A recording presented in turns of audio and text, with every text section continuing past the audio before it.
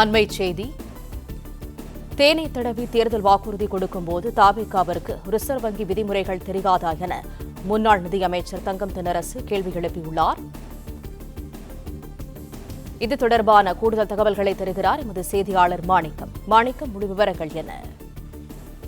தமிழக வெற்றிக் கழகம் தேர்தலை எதிர்கொள்ளும் முன்பாக மக்களுக்கு அளித்த தேர்தல் வாக்குறுதியில 5 ஏக்கருக்கு குறைவாக நிலம் வைத்திருக்கக்கூடிய விவசாயிகளுடைய பயிர்க்கடன் தள்ளுபடி செய்யப்படும் என்ற ஒரு தேர்தல் வாக்குறுதியை கொடுத்திருந்தாங்க. ஆட்சி அமைச்சதுக்கு பிறகாக தேர்தல் வாக்குறுதி அடிப்படையில் அவர்களால் முழுமையாக அந்த பயிர்க்கடன் தொகையை ரத்து செய்ய முடியாது எனவும், அதனால் ரிசர்வ் வங்கியுடைய கட்டுப்பாட்டின் அடிப்படையில் 50,000 ரூபாய் 2 ஏக்கருக்குள்ளாக இருக்கக்கூடிய விவசாயிகளுக்கு பயிர்க்கடன் தள்ளுபடி செய்யப்படும் எனவும் அறிவித்து அதை ரத்து செய்திருக்கிறார்கள். இந்த சூழலில் தமிழ்நாடு முழுவதும் விவசாயிகளிடமிருந்து கடும் எதிர்ப்பும் கண்டனம் எழுந்திருக்கக்கூடிய சூழல்ல இதற்கு முன்பாக திமுக ஆட்சியில் நிதித்துறை அமைச்சராக இருந்த தங்கம் தென்னரசு ஒரு பதிவுல தேனை தடவி தேர்தல் வாக்குறுதி கொடுக்கும் போது வராத ரிசர்வ் வங்கி விதிமுறைகள் மக்களை ஏமாற்றி ஆட்சி பொறுப்பில் அமர்ந்ததற்கு பிறகாக கொடுத்த வாக்குறுதிகளை நிறைவேற்ற வேண்டும் என்ற நிலை வரும்போது மட்டும் எங்கிருந்து திடமென குதித்து வருகின்றன என்ற ஒரு கேள்வியை எழுப்பியிருக்கிறார்.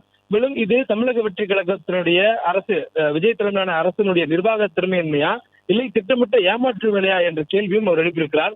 ரிசர்வ் வங்கியினுடைய வழிகாட்டு நெறிமுறையின்படி கூட்டுறவு வங்கிகளில் விவசாயிகள் பெற்றக்கூடிய பயிர்க்கடன் தள்ளுபடி செய்யப்பட்டுள்ளது என்று தமிழ்நாடு நிதியமைச்சர் அண்மையில் விளக்கம் சொல்லியிருந்தார்.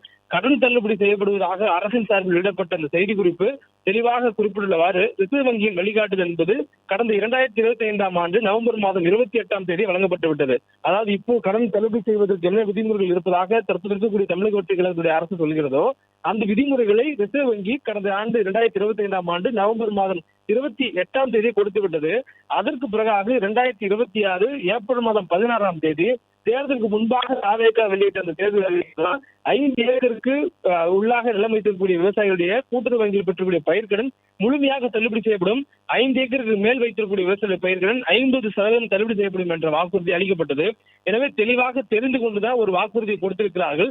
தேர்தலில் வாக்கு அறுவடை முடிந்ததுமே இப்போ ரிசர்வ் வங்கியை காரணம் காட்டி மறுப்பது விவசாயிகளை முற்றிலும் ஏமாற்றக்கூடிய செயல் என கடுமையான கண்டனத்தையும் முன்னாள் அமைச்சர் திமுகவுடைய சட்டமன்ற உறுப்பினர் தங்கம் தென்னரசு முன்வைத்திருக்கிறார். மேலும் தேர்தலுக்கு முன்னர் அளித்த வாக்குறுதிப்படி இந்திய அரசின் முதல் நிதிநிலை அறிக்கையிலேயே விவசாயிகளுடைய பயிர்களை முழுமையாக தள்ளுபடி செய்யும் அறிவிப்பினை வெளியிட வேண்டும், பொய்யான வாக்குறுதிகளை விவசாயிகளுக்கு வழங்கி அவர்களுக்கு நம்பிக்கையூட்டிவிட்டு இப்போது அரைகுறையாக எந்த விவசாயிக்கும் பயனளிக்காத வகையில் பயிர்க்கடன் தள்ளுபடி செய்திருப்பதாக சொல்வது விவசாய பெருங்குடி மக்களுக்கு இழைக்கப்படும் பச்சை துரோகம் எனவும் தன்னுடைய பதிவுல கண்டனத்தையும் தெரிவித்திருக்கிறார்.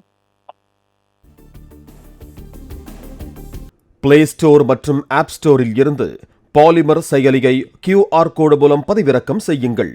செய்திகளை உடனுக்குடன் பெறுங்கள்.